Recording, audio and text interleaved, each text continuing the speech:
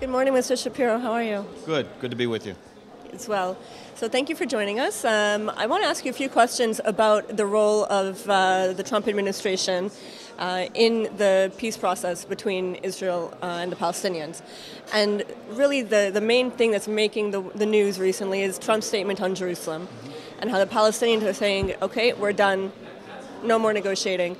What do you think of that statement, and how will that affect the situation on the ground? I strongly agree with the decision to recognize Jerusalem as Israel's capital. It is Israel's capital. In all the years I served as the U.S. ambassador at our embassy in Tel Aviv, I traveled to Jerusalem almost every day to do affairs of state with the Israeli government in their offices. Our presidents and secretaries of state stay in Jerusalem when they come. So treating Jerusalem as Israel's capital is something we do functionally anyway, and obviously West Jerusalem is going to remain Israeli and Israel's capital under any future circumstance. So that decision on its own merits, and even the decision to relocate the U.S. embassy there, is correct.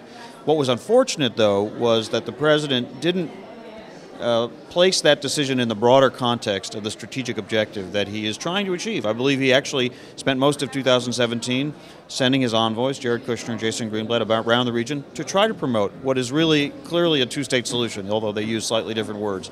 And by failing to put the Jerusalem decision in that context, it obviously made it very difficult for the Palestinians to absorb. They wouldn't have been happy about it anyway, but at least it captured as part of the broader objective where every side can see some of the benefits and the aspirations they will see fulfilled, as well as some of what they will have to compromise on, would have made it somewhat it would have made it at least somewhat easier for them to absorb. There was a very strong Palestinian overreaction. Obviously, President Abbas gave a terrible speech, which I think signals his personal end in participation in efforts to negotiate two states. And now the Trump administration has to find a way to help even other Palestinian leaders sort of climb down from the limb they're on before they have a serious prospect of getting negotiations launched. And you just said right now that Abbas's speech signaled his end. Do you see the next person coming in? Who do you see will take over from Abbas? He's not going to live forever. Yeah, the question of Palestinian succession, of course, bedevils almost everybody in the region. It's really, I think, the biggest black box in the Middle East, and I don't really know Palestinians or Israelis or other Arab leaders who really feel like they have a handle on it. What we hope, of course, is that Palestinian leaders will emerge who will understand that the Palestinian national interest would be better served by an approach that clearly demonstrates willingness to accept Israel's legitimacy and permanence, recognition as a Jewish state, clearly grapples with this very serious and legitimate security requirements that Israel would have in a two-state solution, clearly understands that refugees are not going to return en masse to pre-1967 Israel, and that kind of leadership could present itself as a real partner, but also one that could really achieve very important things for the Palestinian people. It would have to, of course, be met by Israeli leadership that would be prepared to make a reasonable territorial compromise, end settlement construction in areas that will clearly be part of a Palestinian state, understand that the Palestinians will also need to have a capital in portions of East Jerusalem for their state. So a Palestinian leadership that can demonstrate what it can give can, I think, put itself in a position to get support from the United States, from other regional actors, and from a larger part of the Israeli public to actually resume a negotiation in that direction. But it would be a very, it's not certain that that's what kind of Palestinian leadership will emerge, so it's a big question. And you served under the Obama administration as the ambassador here to Israel, and the administrations are very, very different. There was a lot of talk about how Obama abandoned this region in a way, and do you think that the Trump administration now is coming in, you know, he's saying new ideas, new eyes, new ears? Do you think that's going to bring America back to the Middle East? Well, I disagree with the contention that the Obama administration abandoned the Middle East. I think the Obama administration was very present and a good ally to Israel, where we had a tremendous security cooperation and many breakthroughs in technology and assistance and training and intelligence, even as we also had some disagreements. And I think we were a good ally to others as well. And of course, President Obama launched the counter-ISIS campaign that that the Trump administration carried forward and has largely completed in Syria and Iraq.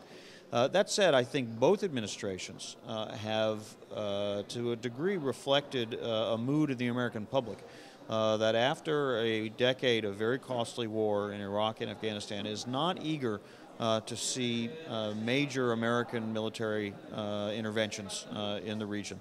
I don't think there's much difference, actually, between the Obama administration and the Trump administration.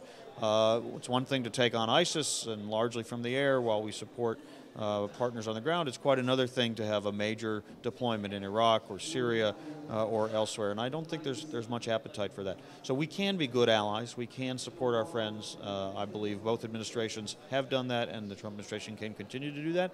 But I think everybody in the region also needs to understand that the era of major American military presence and interventions on the ground is probably something that we're not going to see in the future.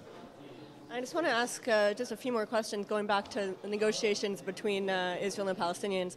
We spoke just before to Gilad Shaw, who said that Egypt has to play a central role in the reconciliation between Fatah and Hamas in the Palestinian arena itself.